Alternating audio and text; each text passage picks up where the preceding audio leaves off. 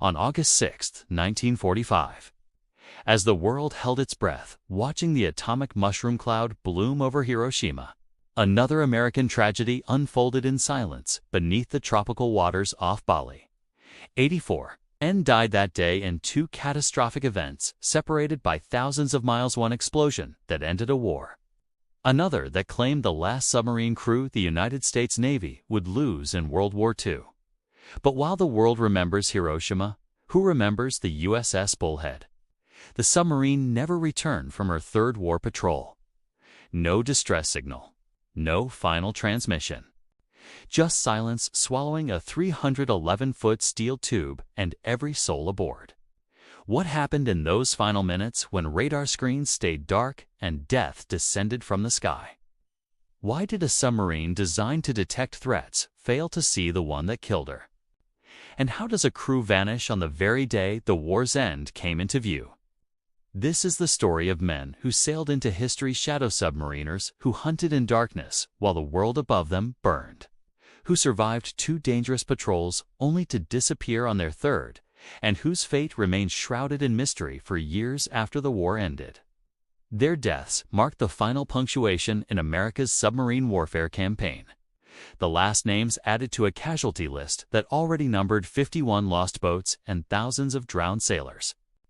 But the circumstances of their sinking overlooked in the atomic age's dawn, overshadowed by Hiroshima's inferno, and nearly forgotten by a war-weary nation celebrating victory, raise questions that haunt naval historians to this day.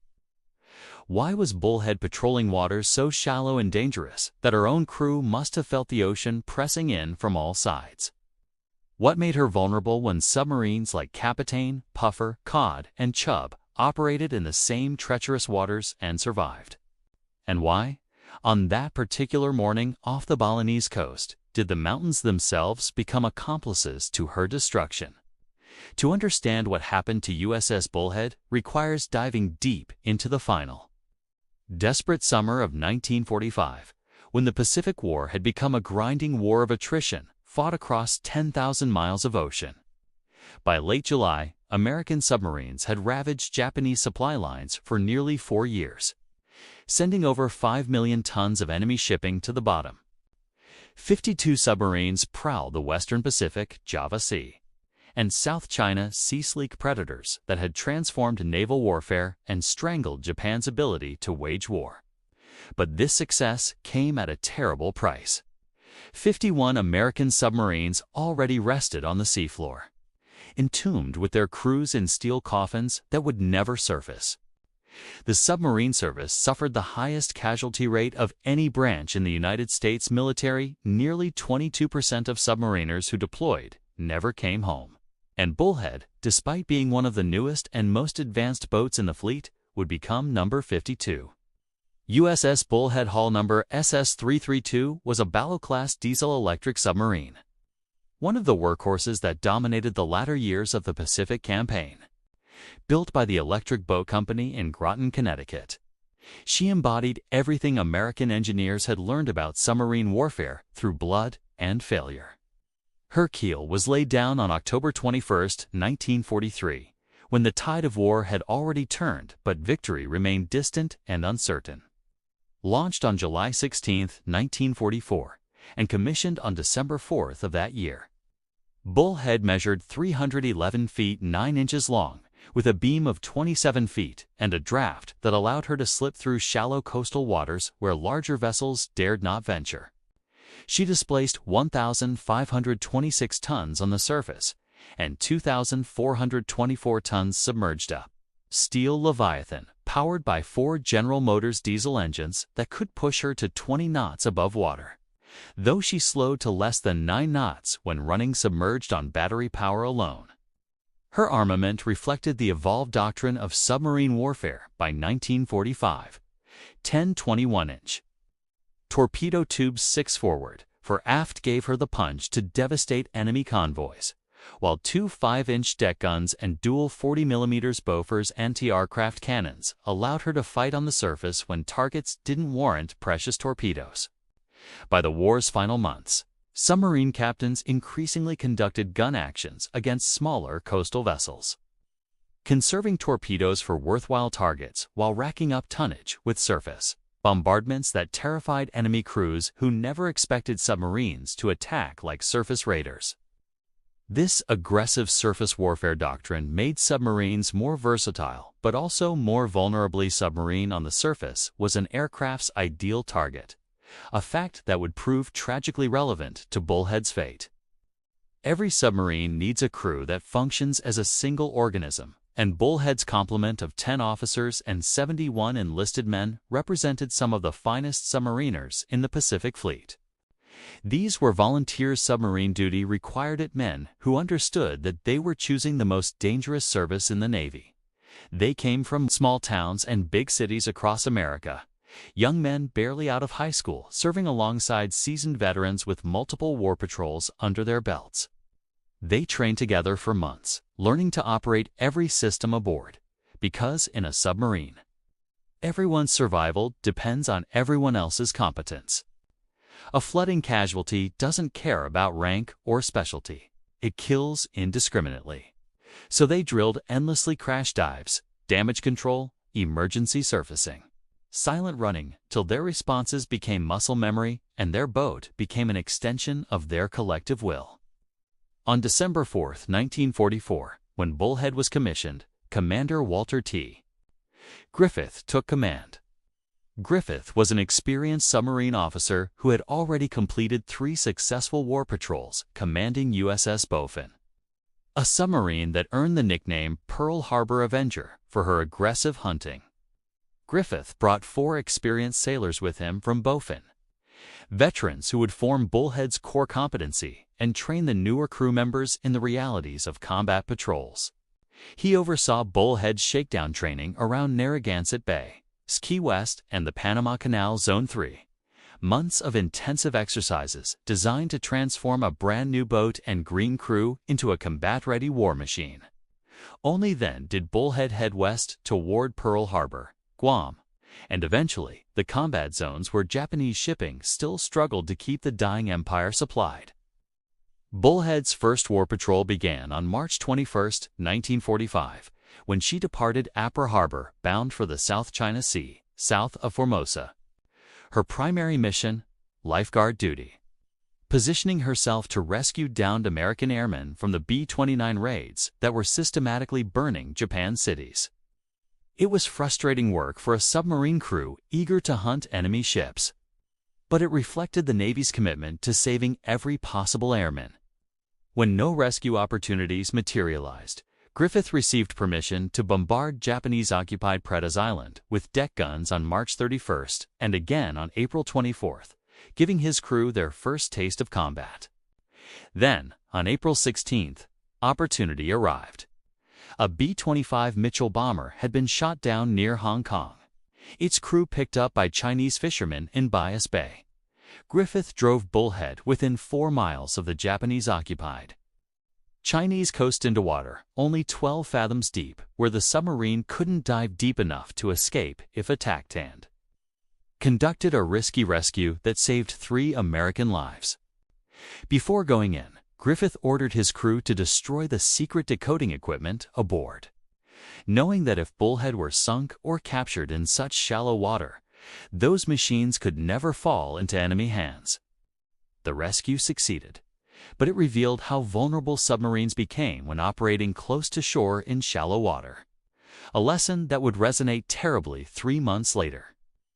The patrol wasn't without danger, even in open water.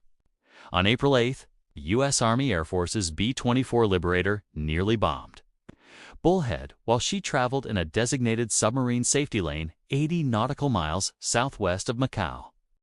Griffith was furious. Friendly fire incidents killed American submariners with disturbing regularity and demanded an investigation into reports that 5th Air Force planes were improperly patrolling submarine safe zones. Then, on April 19th, either another American B-24 or possibly a Japanese float plane dropped 2 depth charges on Bullhead as she submerged. The charges detonated as the submarine reached 100 feet, close enough that the crew felt the concussive slam through the hull, but fortunately not close enough to rupture the pressure vessel. Bullhead survived unscathed. But her crew learned an essential truth about submarine warfare. Death comes from above and below, from enemies and sometimes from friends, and the ocean offers no mercy to those caught in the wrong place when explosives detonate. Bullhead finished her first patrol at Subic Bay on April 28, having sunk only 4 floating mines with gunfire, hardly the combat glory her crew had hoped for, but valuable training nonetheless. What made this patrol historically significant was that Boston Globe war correspondent Martin Sheridan accompanied Bullhead throughout the mission, making him the only war correspondent to ever go on a submarine war patrol during World War II.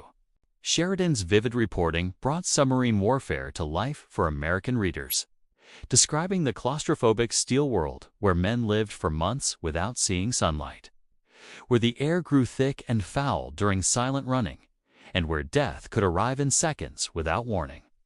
Admiral James Fife Jr. was so pleased with Sheridan's reporting that he requested permission to send more correspondents on submarine patrols. But Fleet Admiral Ernest J. King flatly refused. War correspondents may not go on submarine war patrols. The reason was obvious: submarines operated in absolute secrecy, and the risk of information leaks, however inadvertent, outweighed any public relations benefit. Sheridan's patrol would remain unique, an unrepeatable glimpse into the submarine service's secret war. After refitting and training, Bullhead departed on her second war patrol on May 21, 1945. Transiting the South China Sea toward the Gulf of Siam and Java Sea, the first 4 weeks yielded little action beyond sinking a 150-ton lugger off Thailand's coast on May 30th. Then, on June 19th, Bullhead conducted an extensive surface gun action off St. Nicholas Point, Java, where she sank or damaged several small coastal freighters in the kind of aggressive surface warfare that had become standard procedure for American submarines hunting in shallow coastal waters depleted of worthwhile targets. The next day brought an ethical dilemma. Bullhead stalked an 8,000 to 10,000-ton ship marked with red crosses for several hours. The vessel operated suspiciously, following a zigzag course instead of the straight path mercy ships were supposed to maintain, and showing red lights instead of white lights, both violations of international rules governing hospital ships. Griffith requested permission to attack with torpedoes, believing the ship was illegally transporting war materials under false markings, but headquarters denied permission. It was the right decision legally and morally, but it frustrated a crew that had watched legitimate targets slip away. On June 25th, Bullhead sank a Japanese coastal freighter with gunfire, then conducted an unusual rescue. 10 Javanese conscripts were pulled from the water, and after a Dutch-speaking crew member interrogated one survivor, all were released. It was a moment of unexpected humanity in a brutal war, submariners sparing lives even as they took them. Bullhead finished her second patrol at Fremantle Submarine Base on July 2nd, claiming 1,850 tons sunk and 1,300 tons damaged across multiple vessels, all in gun actions. Not the tonnage of earlier war years when Japanese convoys steamed thick and vulnerable through Pacific shipping lanes, but respectable results for 1945 when targets had grown scarce and increasingly desperate. Then came the change of command that would seal Bullhead's fate. On July 4, 1945, Independence Day, symbolically appropriate for a submarine about to embark on what its crew believed would be a routine patrol, Commander Griffith was relieved by Lieutenant Commander Edward Roll Holt, Jr. At 30 years old, Holt was reportedly one of the youngest submarine skippers in the Navy, but his youth belied extensive combat experience. He had already served on 10 war patrols in junior officer positions aboard submarines, including USS Grouper, serving as executive officer on USS Baia and USS Celian before taking command of Bullhead. Before the war, Holt had graduated from the United States Naval Academy in 1939. A talented officer known by the nickname Skillet, described by classmates as easygoing but energetic. A Southern gentleman from Charlotte, North Carolina, with with a great sense of humor and an unexpected talent for art. He had married Mary Herndon Davis in November 1943 during a 30-day leave. Already wearing decorations for submarine service and combat patrols decorations that marked him as a veteran submariner who understood the risks and rewards of hunting beneath the sea. In a letter to his wife, Holt wrote that he hoped to live up to the wonderful job. Commander Griffith had done words that reveal both confidence and humility, the mindset of a young captain taking command of an experienced crew with a solid combat record. Griffith spent several weeks planning Bullhead's third patrol with Holt before departing for Guam to become Assistant Operations Officer to Vice Admiral Charles Lockwood, the legendary commander, Submarines Pacific. During those weeks, Bullhead underwent significant modifications. A second 5-inch deck gun was installed on her forward deck, dramatically increasing her surface firepower. And a second 40mm Bofors autocannon replaced the smaller Oerlikon 20mm cannon on the forward bridge. These modifications transformed Bullhead into an even more formidable surface raider, capable of taking on coastal shipping with devastating effect. But they also reinforced the doctrine that would put her at risk submarines in 1945. Increasingly fought on the surface, trading stealth for firepower, vulnerability for versatility. On July 31, 1945, USS Bullhead slipped out of Fremantle, Australia, beginning her third war patrol. Her orders directed her to patrol the Java Sea as part of a wolf pack with USS Capitaine and USS Pufara coordinated hunting group that could sweep larger areas and coordinate attacks on enemy convoys. The patrol area ran from 110 degrees east to 115 degrees 30 minutes east in the Java Sea, waters that had seen intense submarine activity throughout the war. British submarines HMS Taciturn and HMS Thorough would also operate in the general area, while USS Cod and USS Chubb would transit through at various times. It was crowded, dangerous water shallow compared to open ocean hunting grounds, close to Japanese-controlled islands, and patrolled by aircraft that could spot submarines before submarines could detect them with primitive radar systems. Bullhead's crew probably hoped for more action than they'd experienced on previous patrols. The Java Sea offered opportunities for gun actions against coastal shipping. Targets that didn't justify torpedoes but could boost tonnage counts and give every crew member the WW2 satisfaction of seeing their submarine score kills. Nobody aboard Bullhead knew they were sailing into the final chapter of America's submarine warfare campaign. Nobody knew that 51 American submarines already rested on the ocean floor, their crews entombed in darkness, and that Bullhead would become the 52nd and final entry on that tragic list. The war felt like it was winding down. Everyone could sense it, but wars end gradually, and men still died in the last days just as violently as they had in the first. On August 4th, Bullhead met the Dutch submarine HNL MSO-21, about 350 miles south of the Lombok Strait. The meeting was routine. Bullhead transferred a sack of mail intended for the United States, correspondence from crew members writing home, words they believed would reach loved ones in a few weeks. This was the last confirmed sighting of Bullhead, the last moment when other eyes watched her sail on the surface. Her crew alive and unaware that they had only days remaining. After that encounter, Bullhead turned north toward Lombok Strait, the narrow passage between Bali and Lombok, through which she had to transit to reach her assigned patrol area in the Java Sea. The strait was a natural choke point narrow, bounded by mountainous islands, and well within range of Japanese air patrols based on Bali. Every submarine captain who transited Lombok Strait understood the risks. The shallow water limited diving depth, the narrow passage restricted maneuvering room, and the mountains on either side created radar shadows where aircraft could approach undetected until they were almost directly overhead.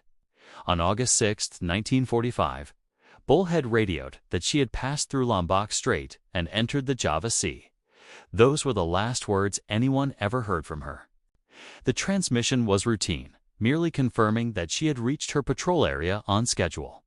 But that same day, halfway around the world, an atomic bomb exploded over Hiroshima, incinerating 70,000 people instantly and announcing to the world that warfare had entered a new and terrible age.